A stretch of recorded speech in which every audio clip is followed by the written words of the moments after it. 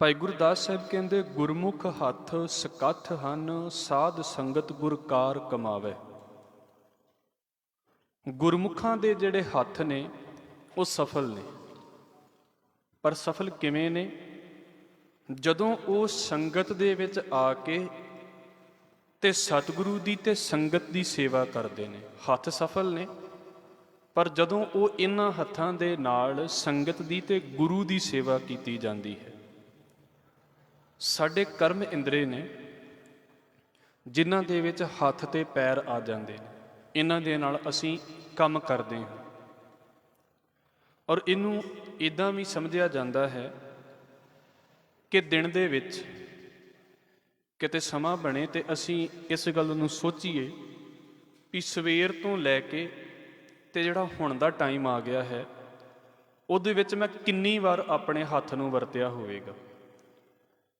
ਕੋਈ ਵੀ ਕੰਮ ਕਰਦੇ ਹਾਂ, ਕੁਝ ਵੀ ਕਰਦੇ ਹਾਂ, ਤੇ ਸਾਡਾ ਸਭ ਤੋਂ ਪਹਿਲਾਂ ਵੇਖੋ ਹੱਥ ਅੱਗੇ ਚਲਾ ਜਾਂਦਾ। ਕਿੰਨਾ ਇੰਪੋਰਟੈਂਟ ਹੈ ਵੀ ਕਿਸੇ ਚੀਜ਼ ਨੂੰ ਚੁੱਕਣਾ ਹੈ, ਈਵਨ ਕਿ ਕਿਤਾਬ ਪੜ੍ਹਨੀ ਹੈ, ਫੋਨ ਫੜਨਾ ਹੈ, ਕਿਹੜੀ ਚੀਜ਼ ਹੈ ਜਿਹੜੀ ਹੱਥ ਤੋਂ ਬਿਨਾਂ ਹੈ ਸਾਡੇ ਕੋਲ, ਕਿੰਨਾ ਜ਼ਰੂਰੀ ਪਾਸਾ ਹੈ।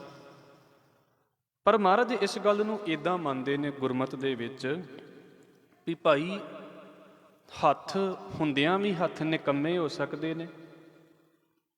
ਇਸ ਕਰਕੇ ਇਹਨਾਂ ਹੱਥਾਂ ਨੂੰ ਸਹੀ ਤਰੀਕੇ ਨਾਲ ਵਰਤਣਾ ਹੁੰਦਾ ਹੈ।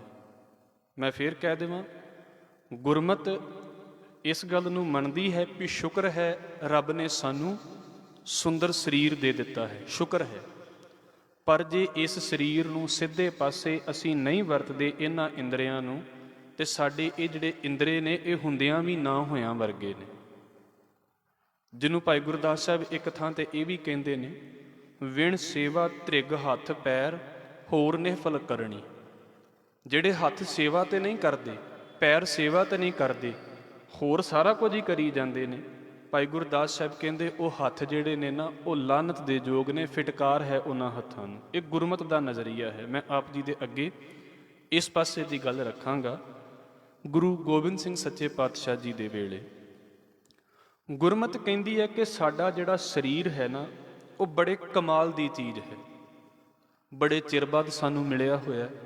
ਅਸੀਂ ਇਸ ਗੱਲ ਨੂੰ ਵੀ ਜਦੋਂ ਪੜ੍ਹਦੇ ਹਾਂ, ਬਾਬਾ ਕਬੀਰ ਕਹਿੰਦੇ, ਕਬੀਰ ਮਾਨਸ ਜਨਮ ਦੁਲੰਭ ਹੈ, ਹੋਏ ਨਾ ਬਾਰੇ ਬਾਰ। ਤੇ ਸਤਿਗੁਰੂ ਇਹ ਵੀ ਕਹਿੰਦੇ ਨੇ ਵੀ 184 ਜੋਨ ਸਬਾਈ, ਮਾਨਸ ਕੋ ਪ੍ਰਭ ਦੀ ਵਡਿਆਈ। ਕਿੰਨੇ ਸਮੇਂ ਬਾਅਦ ਸਾਨੂੰ ਇਹ ਸਰੀਰ ਮਿਲਿਆ। ਤੇ ਗੁਰਮਤਿ ਕਹਿੰਦੀ ਹੈ ਕਿ ਇਹ ਤੁਹਾਡਾ ਜਿਹੜਾ ਸਰੀਰ ਹੈ ਨਾ ਇਹ ਬੜਾ ਇੰਪੋਰਟੈਂਟ ਹੈ। ਪਰ ਇੱਕ ਥਾਂ ਦੇ ਉੱਤੇ ਗੁਰਮਤਿ ਦੇ ਵਿੱਚ ਹੱਥਾਂ ਨੂੰ ਨਿਕੰਮਾ ਕਿਹਾ ਗਿਆ ਹੈ। ਸਾਰੀਆਂ ਥਾਵਾਂ ਦੇ ਉੱਤੇ ਮਹਾਰਾਜ ਕਹਿੰਦੇ ਨੇ ਵੀ ਇਹ ਹੱਥ ਬੜੇ ਸੋਹਣੇ ਨੇ, ਚੰਗੇ ਨੇ। ਪਰ ਇੱਕ ਥਾਂ ਦੇ ਉੱਤੇ ਇਤਿਹਾਸ ਦੇ ਵਿੱਚ ਜ਼ਿਕਰ ਆਉਂਦਾ ਵੀ ਜਿਹਦੇ ਵਿੱਚ ਮਹਾਰਾਜ ਕਹਿੰਦੇ ਵੀ ਇਹ ਹੱਥ ਸਾਨੂੰ ਕਬੂਲ ਨਹੀਂ ਨੇ, ਹੱਥ ਸਾਨੂੰ ਪ੍ਰਵਾਨ ਨਹੀਂ ਨੇ। ਤੇ ਉਹ ਸਾਖੀ ਉਹ ਇੱਦਾਂ ਹੈ ਵੀ ਸਤਿਗੁਰੂ ਗੁਰੂ ਗੋਬਿੰਦ ਸਿੰਘ ਮਹਾਰਾਜ ਦੇ ਦਰਬਾਰ ਦੇ ਵਿੱਚ ਇੱਕ ਨੌਜਵਾਨ ਉਹ ਦਰਬਾਰ ਦੇ ਵਿੱਚ ਆ ਕੇ ਬੈਠਾ ਹੋਇਆ ਸੀ। ਤੇ ਸਤਿਗੁਰੂ ਨੇ ਉਹਦੇ ਕੋਲੋਂ ਨਾ ਪਾਣੀ ਮੰਗਵਾ ਲਿਆ ਵੀ ਸਾਨੂੰ ਪਾਣੀ ਲਿਆ ਕੇ ਦਿਓ, ਜਲ ਛਕਾਓ। ਤੇ ਮਹਾਰਾਜ ਦੀ ਗੱਲ ਸੀ, ਉਹ ਭੱਜਾ ਗਿਆ ਤੇ ਉਹਨੇ ਕੀ ਕੀਤਾ ਵੀ ਕਟੋਰੇ ਦੇ ਵਿੱਚ ਪਾਣੀ ਲੈ ਕੇ ਜਾਂ ਜਿਵੇਂ ਵੀ ਪਾਣੀ ਲੈ ਕੇ ਤੇ ਮਹਾਰਾਜ ਦੇ ਕੋਲ ਆ ਕੇ ਤੇ ਮਹਾਰਾਜ ਨੂੰ ਪਾਣੀ ਫੜਾ ਦਿੱਤਾ, ਉਹਨੇ ਜਲ ਫੜਾ ਦਿੱਤਾ। ਹੁਣ ਜਦੋਂ ਸਤਿਗੁਰੂ ਨੂੰ ਉਹ ਪਾਣੀ ਫੜਾ ਰਿਹਾ ਹੈ ਨਾ, ਤੇ ਸੁਭਾਵਿਕ ਜੀ ਗੱਲ ਹੈ ਵੀ ਸਾਡੇ ਹੱਥਾਂ ਨੂੰ ਵੇਖ ਕੇ ਪਤਾ ਲੱਗ ਹੀ ਜਾਂਦਾ ਵੀ ਕਿਹੜਾ ਬੰਦਾ ਕਿਵੇਂ ਦੇ ਕੰਮ ਕਰਦਾ। ਸਾਡੇ ਹੱਥਾਂ ਤੋਂ ਪਹਿਚਾਣ ਆ ਜਾਂਦੀ ਹੈ। ਉਹ ਜਦੋਂ ਉਹਨੇ ਮਹਾਰਾਜ ਦੇ ਅੱਗੇ ਉਹ ਪਾਣੀ ਵਾਲਾ ਜਲ ਵਾਲਾ ਕਟੋਰਾ ਰੱਖਿਆ ਤੇ ਮਹਾਰਾਜ ਕਹਿੰਦੇ ਵੀ ਕੀ ਗੱਲ ਪੁੱਤ, ਕਦੀ ਕੰਮ ਨਹੀਂ ਕੀਤਾ, ਕਦੀ ਕੋਈ ਕੰਮ ਨਹੀਂ ਕੀਤਾ ਜ਼ਿੰਦਗੀ ਦੇ ਵਿੱਚ? ਤੂੰ ਕਹਿੰਦਾ ਵੀ ਮਹਾਰਾਜ ਜੀ ਵੀ ਘਰ ਦੇ ਵਿੱਚ ਸੌਖੇ ਹੀ ਇੰਨੇ ਆ, ਨੌਕਰ ਵੀ ਹੈ ਨੇ, ਕਦੀ ਕੰਮ ਨੂੰ ਹੱਥ ਲਾਉਣ ਦੀ ਲੋੜ ਹੀ ਨਹੀਂ ਪਈ। ਮਤਲਬ ਚਿੱਟੇ ਵੇਲੇ ਰਹੀਦਾ ਹੈ, ਘਰ ਦੇ ਵਿੱਚ ਨੌਕਰ ਨੇ, ਸਾਰਾ ਕੁਝ ਹੈ, ਸਾਨੂੰ ਹੱਥੀਂ ਕੰਮ ਕਰਨ ਦੀ ਲੋੜ ਹੀ ਨਹੀਂ ਪੈਂਦੀ। ਤੇ ਸਾਖੀ ਇਸ ਗੱਲ ਨੂੰ ਆਖਦੀ ਆ ਵੀ ਮਹਾਰਾਜ ਨੇ ਉਹਦੇ ਹੱਥੋਂ ਜਿਹੜਾ ਪਾਣੀ ਦਾ ਕਟੋਰਾ ਫੜਿਆ ਹੋਇਆ ਸੀ ਨਾ ਉਹ ਡੋਲ ਦਿੱਤਾ ਵੀ ਤੇਰੇ ਹੱਥਾਂ ਦੇ ਵਿੱਚੋਂ ਪਾਣੀ ਨਹੀਂ ਲੈਣਾ। ਤੇ ਮਹਾਰਾਜ ਨੂੰ ਪੁੱਛਦਾ ਵੀ ਸੱਚੇ ਪਾਤਸ਼ਾਹ ਕੀ ਗਲਤੀ ਹੋ ਗਈ ਮੇਰੇ ਕੋਲੋਂ? ਗੁਰੂ ਸਾਹਿਬ ਕਹਿੰਦੇ, ਭਾਈ ਜਿਹੜੇ ਹੱਥਾਂ ਨੇ ਕਦੀ ਸੇਵਾ ਹੀ ਨਹੀਂ ਕੀਤੀ ਹੈ, ਜਿਹੜੇ ਹੱਥ ਸੇਵਾ ਤੋਂ ਹੀਣੇ ਨੇ, ਉਹਨਾਂ ਹੱਥਾਂ ਦੇ ਵਿੱਚੋਂ ਜਲ ਲੈਣਾ ਸਾਨੂੰ ਕਬੂਲ ਨਹੀਂ ਹੈ। ਹੁਣ ਇਹ ਵੇਖਣ ਨੂੰ ਤੇ ਸਿਰਫ ਇੱਕ ਸਾਖੀ ਜੀ ਹੈ। ਇਹ ਹੁਣ ਸਾਡੇ ਆਪਣੇ ਘਰਾਂ ਦੇ ਵਿੱਚ ਅਸੀਂ ਝਾਤੀ ਮਾਰੀਏ, ਅਸੀਂ ਕਿੰਨਾ ਵੀ ਪੜ੍ਹ ਜਾਈਏ, ਪੜ੍ਹਨਾ ਚਾਹੀਦਾ ਵੀ ਹੈ, ਪਰ ਜੇਕਰ ਸਾਡੇ ਹੱਥਾਂ ਦੇ ਵਿੱਚ ਗੁਰਦੁਆਰੇ ਦੀ ਸੇਵਾ ਕਰਨ ਦਾ ਟੇਸਟ ਨਹੀਂ ਹੈ, ਲੰਗਰ ਤਿਆਰ ਕਰਨ ਦਾ ਟੇਸਟ ਨਹੀਂ ਹੈ ਸਾਡੇ ਹੱਥਾਂ ਦੇ ਵਿੱਚ, ਹਾਲਾਂਕਿ ਟੇਸਟ ਸਿਰਫ ਜ਼ੁਬਾਨ ਹੀ ਨਹੀਂ ਲੈਂਦੀ, ਸਾਡੇ ਹੱਥ ਵੀ ਸਕੂਨ ਲੈਂਦੇ ਨੇ। ਜੇ ਇਹਨਾਂ ਹੱਥਾਂ ਦੇ ਨਾਲ ਕਦੀ ਅਸੀਂ ਲੰਗਰ ਦੀ ਥਾਲੀ ਦੇ ਵਿੱਚੋਂ ਉਹ ਜਿਹੜੀ ਹੈ ਉਹ ਜੂਠ ਨਹੀਂ ਕੱਢੀ ਹੈ, ਕਦੀ ਥਾਲੀ ਧੋਤੀ ਨਹੀਂ ਹੈ ਇਹਨਾਂ ਹੱਥਾਂ ਦੇ ਨਾਲ, ਜੇ ਇਹਨਾਂ ਹੱਥਾਂ ਦੇ ਨਾਲ ਅਸੀਂ ਗੁਰੂ ਘਰ ਦੇ ਵਿੱਚ ਆ ਕੇ ਕਦੀ ਕੋਈ ਸੇਵਾ ਨੂੰ ਹੱਥ ਨਹੀਂ ਲਾਇਆ ਹੈ, ਤੇ ਮੈਨੂੰ ਮਾਫ ਕਰਿਓ, ਗੁਰੂ ਗੋਬਿੰਦ ਸਿੰਘ ਮਹਾਰਾਜ ਕਦੀ ਸਾਡੇ ਹੱਥ ਦੇ ਵਿੱਚੋਂ ਵੀ ਪਾਣੀ ਨਹੀਂ ਫੜਨਗੇ, ਜਿੱਦ ਦੇ ਵਿੱਚ ਭਾਵੇਂ ਅਸੀਂ ਜਿੰਨਾ ਮਰਜ਼ੀ ਪਾਣੀ ਵਰਤਾਈ ਜਾਈਏ ਵੀ ਮੈਂ ਤੇ ਇੱਦਾਂ ਹੀ ਕਰਾਂਗਾ। ਇਹ ਹੱਥਾਂ ਦੀ ਸਫਲਤਾ ਹੈ ਗੁਰਮਤਿ ਦੇ ਵਿੱਚ। ਸੇਵਾ ਕਰਨੀ ਜਿਹੜੀ ਹੈ ਨਾ, ਉਹ ਹੱਥਾਂ ਦੇ ਨਾਲ ਸੇਵਾ ਕਰਨ ਨੂੰ ਕਿਉਂ ਕਿਹਾ ਜਾਂਦਾ ਹੈ? ਸੇਵਾ ਦੇ ਬੜੇ ਤਰੀਕੇ ਨੇ, ਅੱਜ ਕੱਲ੍ਹ ਤੇ ਬੜੇ ਸੌਖੇ ਆ ਗਏ ਨੇ ਨਾ, ਵੀ ਮੰਨ ਲਓ ਆਪਾਂ ਪਰਚੀ ਕਟਾ ਦਿੱਤੀ ਤੇ ਸੇਵਾ ਕਰਨ ਦੀ ਲੋੜ ਨਹੀਂ। ਮੈਨੂੰ ਮਾਫ ਕਰਿਓ, ਸੇਵਾ ਦਾ ਸਭ ਤੋਂ ਨੀਵਾਂ ਲੈਵਲ ਮੈਂ ਕਹਿ ਸਕਦਾ ਹਾਂ ਮਹਾਰਾਜ ਦੀ ਬਖਸ਼ਿਸ਼ ਦੇ ਨਾਲ। ਨੀਵੇਂ ਦਾ ਮਤਲਬ ਇਹ ਵੀ ਕਿਉਂਕਿ ਇਹਦੇ ਤੋਂ ਹੋਰ ਬੜੇ ਉੱਚੇ ਲੈਵਲ ਨੇ।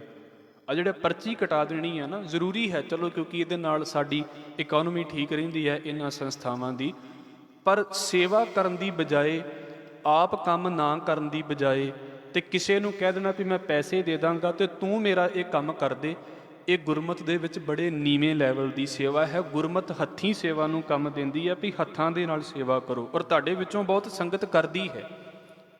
ਤੁਸੀਂ ਵੇਖੋ ਪ੍ਰਸ਼ਾਦੇ ਤਿਆਰ ਹੋ ਕੇ ਆਉਂਦੇ ਨੇ ਸੰਗਤ ਦੇ ਘਰਾਂ ਦੇ ਵਿੱਚੋਂ। ਅਸੀਂ ਤੇ ਕਈ ਵਾਰ ਇਸ ਗੱਲ ਨੂੰ ਬੋਲਦੇ ਹਾਂ ਵੀ ਘਰਾਂ ਦੇ ਵਿੱਚੋਂ ਪ੍ਰਸ਼ਾਦਾ ਤਿਆਰ ਹੁੰਦਾ ਹੈ, ਚਾਹੇ ਪਹਿਲੀ ਤਰੀਕ ਹੋਵੇ, ਚਾਹੇ ਸੰਗਰਾਂਦ ਵਾਲਾ ਦਿਨ ਹੋਵੇ, ਸੰਗਤ ਘਰ ਦੇ ਵਿੱਚੋਂ ਪ੍ਰਸ਼ਾਦੇ ਤਿਆਰ ਕਰਕੇ ਲੈ ਕੇ ਆਉਂਦੀ ਹੈ। ਅਜੇ ਵੀ ਗੁਰਦੁਆਰਿਆਂ ਵਿੱਚ ਬੜੀ ਕਮਾਲ ਦੀ ਪਰੰਪਰਾ ਹੈ। ਇੱਥੇ ਵੇਖੋ ਸੰਗਤ, ਕਿੰਨੀ ਸੰਗਤ ਹੈ ਜਿਹੜੀ ਆ ਬਾਹਰ ਦੇ ਇੱਥੇ ਸਾਰੇ ਦਿਨ ਜਿਹੜਾ ਹੈ ਉਹ ਝਾੜੂ ਲਗਾਉਂਦੀ ਰਹਿੰਦੀ ਹੈ ਜਾਂ ਪੋਚਾ ਲਾ ਕੇ ਜਾਂਦੀ ਹੈ। ਇੱਥੇ ਨਹੀਂ, ਲਗਭਗ ਸਾਰੇ ਗੁਰਦੁਆਰਾ ਸਾਹਿਬਾਨ ਦੇ ਵਿੱਚ ਜਿੱਥੇ ਸੰਗਤ ਦਾ ਆਉਣ ਜਾਣ ਹੈ, ਮਹਾਰਾਜ ਉੱਥੇ ਸੇਵਾ ਕਰਨ ਵਾਲੇ ਵੀ ਭੇਜ ਦਿੰਦਾ। ਹੱਥੀਂ ਸੇਵਾ ਦੀ ਬੜੀ ਅਹਿਮੀਅਤ ਹੈ, ਪਰ ਜਿਹੜੇ ਇਹ ਹੱਥ ਸੇਵਾ ਨਹੀਂ ਕਰਦੇ, ਤੇ ਮੈਨੂੰ ਮਾਫ ਕਰਿਓ, ਸਾਡੀਆਂ ਪੜ੍ਹਾਈਆਂ ਇੱਕ ਪਾਸੇ ਰਹਿ ਜਾਂਦੀਆਂ ਨੇ। ਜੇ ਇਹਨਾਂ ਹੱਥਾਂ ਨੇ ਕਦੀ ਸੇਵਾ ਦਾ ਟੇਸਟ ਨਹੀਂ ਨਾ ਕੀਤਾ ਵੀ ਸੇਵਾ ਕਰਦਿਆਂ ਹੱਥਾਂ ਨੂੰ ਸਕੂਨ ਕੀ ਮਿਲਦਾ ਹੈ, ਇਹ ਹੱਥ ਹੰਕਾਰੀ ਹੋ ਜਾਣਗੇ, ਇਹ ਹੱਥ ਹੁੰਦਿਆਂ ਵੀ ਨਿਕੰਮੇ ਹੋ ਜਾਣਗੇ। ਮੈਂ ਇਸ ਗੱਲ ਨੂੰ ਮਾਫੀ ਮੰਗ ਕੇ ਤੇ ਆਪ ਜੀ ਦੇ ਅੱਗੇ ਰੱਖ ਦੇਵਾਂ। ਇੱਕ ਹੋਰ ਪਾਸਾ ਕਹਿ ਕੇ ਤੇ ਅਸੀਂ ਅਗਲੀ ਗੱਲ ਵੀ ਕਰਾਂਗੇ। ਗੁਰੂ ਤੇਗ ਬਹਾਦਰ ਸਾਹਿਬ ਸੱਚੇ ਪਾਤਸ਼ਾਹ ਮਹਾਰਾਜ ਜੀ ਬਰਨਾਲਾ ਪੰਜਾਬ ਦਾ ਇਲਾਕਾ ਹੈ, ਤੇ ਬਰਨਾਲੇ ਦੇ ਵੱਲ ਗਏ ਤੇ ਉਸ ਪਿੰਡ ਦੇ ਵਿੱਚ ਹੰਡਿਆਇਆ ਪਿੰਡ ਦਾ ਨਾਮ ਹੈ, ਤੇ ਉੱਥੇ ਮਹਾਰਾਜ ਜੀ ਬੈਠੇ ਹੋਏ ਨੇ। ਤੇ ਜਿੱਥੇ ਮਹਾਰਾਜ ਜੀ ਬੈਠੇ ਸੀ, ਜਿਹੜੀ ਸਾਖੀ ਪੋਥੀ ਹੈ ਉਹ ਕਹਿੰਦੀ ਵੀ ਟਾਹਲੀ ਦੇ ਬੜੇ ਦਰਖਤ ਸੀ ਤੇ ਮਹਾਰਾਜ ਉੱਥੇ ਬੈਠੇ ਸੀ। ਇਹਨੂੰ ਅੱਜ ਤੋਂ ਮਤਲਬ ਇੱਦਾਂ ਕਹਿ ਲਓ ਵੀ 300-400 ਸਾਲ ਪਹਿਲਾਂ ਦੀ ਸੋਚ ਵੇਖੋ ਵੀ ਉਦੋਂ ਕਿੱਦਾਂ ਦਾ ਇਲਾਕਾ ਹੋਵੇਗਾ। ਹੰਡਿਆਇਆ ਪਿੰਡ ਦੇ ਵਿੱਚ ਗੁਰੂ ਤੇਗ ਬਹਾਦਰ ਸਾਹਿਬ ਸੱਚੇ ਪਾਤਸ਼ਾਹ ਜੀ ਬੈਠੇ ਨੇ। ਜਿਹੜੇ ਟਾਹਲੀ ਦੇ ਦਰਖਤ ਨੇ ਉਹ ਕਾਫੀ ਨੇ ਲਾਗੇ, ਤੇ ਲਾਗੇ ਹੀ ਨਾ ਇੱਕ ਛੱਪੜ ਹੈ। ਹੁਣ ਉਹ ਜਿਹੜਾ ਛੱਪੜ ਹੈ, ਮਹਾਰਾਜ ਜੀ ਦਰਖਤਾਂ ਦੇ ਲਾਗੇ ਬੈਠੇ ਨੇ। ਜਿਹੜੇ ਪਿੰਡ ਦੇ ਲੋਕ ਨੇ ਉਹ ਆ ਕੇ ਤੇ ਮਹਾਰਾਜ ਜੀ ਦੇ ਕੋਲ ਬੈਠੇ ਨੇ। ਕਵੀ ਸੰਤੋਖ ਸਿੰਘ ਉਹਨਾਂ ਨੇ ਇਹਨੂੰ ਹੋਰ ਤਰੀਕੇ ਦੇ ਨਾਲ ਲਿਖਿਆ ਵੀ ਉੱਥੇ ਮਹਾਰਾਜ ਜੀ ਨੂੰ ਨਾ ਇੱਕ ਜਿਹੜਾ ਬੱਚਾ ਹੈ, ਉਹ ਇੱਕ ਬੰਦਾ ਹੈ, ਉਹਨੂੰ ਬੁਖਾਰ ਬਹੁਤ ਤੇਜ਼ ਹੋਇਆ ਪਿਆ, ਤੇ ਇੰਨੀ ਬੁਰੀ ਹਾਲਤ ਹੋ ਗਈ ਹੈ ਵੀ ਉਹਦਾ ਜਿਹੜਾ ਨਾ ਉਹਨੂੰ ਭੁੱਖ ਲੱਗਣੋਂ ਹਟ ਗਈ ਹੈ। ਤੇ ਜਦੋਂ ਭੁੱਖ ਲੱਗਣੋਂ ਹਟ ਗਈ ਹੈ, ਨੀਂਦ ਦੇ ਵਿੱਚ ਵਿਲਕਦਾ ਹੈ, ਤੜਪਦਾ ਹੈ ਨੀਂਦ ਦੇ ਵਿੱਚ, ਜਾਂ ਨੀਂਦ ਵੀ ਨਹੀਂ ਚੰਗੀ ਤਰ੍ਹਾਂ ਆਉਂਦੀ, ਇੰਨਾ ਔਖਾ ਹੋਇਆ ਪਿਆ। ਤੇ ਮਹਾਰਾਜ ਜੀ ਨੇ ਉੱਥੇ ਕਿਸੇ ਨੂੰ ਪੁੱਛ ਲਿਆ ਵੀ ਇਹਦੀ ਇੰਨੀ ਬੁਰੀ ਹਾਲਤ ਹੈ ਵੀ ਇਹਨੂੰ ਪਿੰਡ ਤੋਂ ਬਾਹਰ ਕੱਢਿਆ ਪਿਆ ਹੈ, ਕਿਉਂ ਇਹਦੀ ਇੰਨੀ ਬੁਰੀ ਹਾਲਤ ਹੈ? ਤੇ ਉਹ ਪਿੰਡ ਵਾਲੇ ਮਹਾਰਾਜ ਨੂੰ ਕਹਿੰਦੇ ਨੇ ਵੀ ਸੱਚੇ ਪਾਤਸ਼ਾਹ, ਇਹ ਨਾ ਪਿੰਡ ਦੇ ਵਿੱਚ ਸਾਡੇ ਨਾ ਪ੍ਰੋਬਲਮ ਚੱਲਦੀ ਹੈ, ਬਿਮਾਰੀ ਚੱਲਦੀ ਹੈ, ਤਾਪ ਦੀ ਬਿਮਾਰੀ ਹੈ, ਬੁਖਾਰ ਦੀ ਬਿਮਾਰੀ ਹੈ, ਤੇ ਬੜੀਆਂ ਜਾਨਾਂ ਇਸ ਬੁਖਾਰ ਦੇ ਕਰਕੇ ਜਾ ਚੁੱਕੀਆਂ ਨੇ, ਤੇ ਇਹ ਵੀ ਉਸੇ ਬੁਖਾਰ ਦੇ ਨਾਲ ਪੀੜਤ ਹੈ, ਤੇ ਬਸ ਆਪਣੇ ਸਾਹ ਹੀ ਗਿਣਦਾ ਪਿਆ ਵੀ ਪਤਾ ਨਹੀਂ ਜ਼ਿੰਦਗੀ ਕਦੋਂ ਖਤਮ ਹੋ ਜਾਵੇ, ਕਿਉਂਕਿ ਸਾਨੂੰ ਪਤਾ ਵੀ ਇਹਦਾ ਇਲਾਜ ਨਹੀਂ ਕੋਈ ਹੈ। ਉਦੋਂ ਤਾਂ ਬਿਲਕੁਲ ਹੀ ਇਲਾਜ ਨਹੀਂ ਸੀ ਹੁੰਦੇ।